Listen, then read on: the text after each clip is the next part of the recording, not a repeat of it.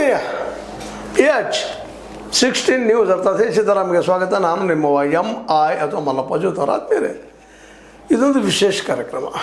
ಯಾಕಂತಂದ್ರೆ ದಿಟ್ಟ ಪತ್ರಕರ್ತರು, ಅತ್ಯಂತ ಸಣ್ಣ ಪತ್ರಕರ್ತರು ಅಥವಾ ಯೂಟ್ಯೂಬರ್ದಾರರು ಇವತ್ತು ಸತ್ಯವನ್ನು ಹೇಳೋ ಕೆಲಸವನ್ನು ಸಾಕಷ್ಟು ಮಾಡ್ತಾ ಇದ್ದಾರೆ. ನಿಜವಾಗಿ ಇವತ್ತು ಏನಾದರೂ ಪತ್ರಿಕಾ ರಂಗದಲ್ಲೇ ಸತ್ಯ ಅನ್ನುವಂಥದ್ದು ಏನಾದರೂ ಹೊರಗೆ ಬರ್ತಾ ಇದ್ರೆ ಯೂಟ್ಯೂಬರ್ಸ್ಗಳಿಂದ, ಸಣ್ಣ ಪತ್ರಿಕೆಗಳಿಂದ. ಯಾಕಂದ್ರೆ ಇವತ್ತು ನಮ್ಮ ಮೀಡಿಯಾ ಇದೇನಾಗಿದೆಪ್ಪ ಅಂತಂದರೆ ಹೆಚ್ಚು ಕಡಿಮೆ ಗೋಧಿ ಮೀಡಿಯಾ ಅಂತ ಕರಿಬೋದು ನಾವು ಅವುಗಳನ್ನು. ಸರ್ಕಾರಕ್ಕೂ ಸರ್ಕಾರದ ಅಡ್ವರ್ಟೈಸ್ಗಳಿಗೂ ಮಾರ್ಕೊಂಡು ಬಿಟ್ಟಿದ್ದಾರೆ, ಸತ್ಯ ಹೇಳೋದು ಬಿಟ್ಬಿಟ್ಟಿದ್ದಾರೆ. ಹೀಗಾಗಿ ಒಬ್ಬ ಸಣ್ಣ ಪ್ರಮಾಣ ಸತ್ಯ ಹೇಳಿದ್ರು ಸತ್ಯ ಭಾಳ ದೊಡ್ಡದಾಗಿ ಕಾಣ್ತಾ ಇದೆ. ಇವತ್ತು ನಮ್ಮ ಲಂಕೇಶ ನೆನಪಾಗ್ತಾ ಇರ್ತಾರೆ. ಲಂಕೇಶ್ ಬಂದ ಮೇಲೆ ಕನ್ನಡ ಪತ್ರಿಕಾ ರಂಗದಲ್ಲಿ ಒಂದು ಹೊಸ ಬದಲಾವಣೆ ಆಗೋಗ್ಬಿಟ್ಟು ಅದು ಕ್ರಾಂತಿ ಅಂದರೂ ಅಡ್ಡಿಲ್ಲ.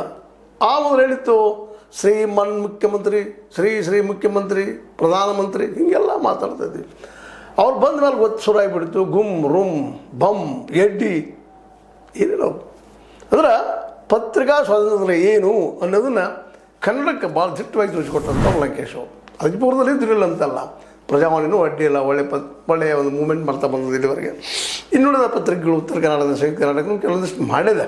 ಆದರೆ ಆಯಾ ಕಾಲಕ್ಕೆ ಇರೋ ಪತ್ರಿಕೆ, ದೊಡ್ಡ ದೊಡ್ಡ ಪತ್ರಿಕೆಗಳು ಅಥವಾ ದೊಡ್ಡ ದೊಡ್ಡ ಮೀಡಿಯಾ ಆಡಳಿತ ಪಕ್ಷಗಳ ಒಂದು ರೀತಿ ಗುಲಾಮ್ ಅಂದರೂ ಅಡ್ಡಿ ಇಲ್ಲ, ನಡ್ಕೊಂಡು ಬಂದಿದ್ದು ನಾವು ನೋಡಿದ್ದೀವಿ. ಫಸ್ಟ್ ಟೈಮ್ ದಿಟ್ಟನ್ನು ತೋರಿಸಿದ್ದು. ನಂತರದಲ್ಲೇ ಅನೇಕ ಸಣ್ಣ ಪತ್ರಿಕೆ, ದೊಡ್ಡ ಪತ್ರಿಕೆ ಎಲ್ಲ ಬಂದು ಇವತ್ತು ಬರ್ತಾ ಇದ್ದಾವ. ಕೆಲವೊಮ್ಮೆ ಎಷ್ಟರ ಮಟ್ಟಿಗೆ ಈ ದಿಟ್ಟು ಹೇಳೋರನ್ನ ಕರೀಲಿಕ್ಕೆ ಅಂದ್ರೆ ಪೀತ ಪತ್ರಕರ್ತರು, ಹಳದಿ ಕರಿನವರು ಅಂತೇಳಿ. ಅವ್ರು ಏನೋ ಕರೀಲಿ, ಯಾಕಂದ್ರೆ ಒಂದು ಪರ ಇದ್ದಾಗ ಒಂದು ವಿರೋಧ ಇದ್ದೇ ಇರ್ತದೆ.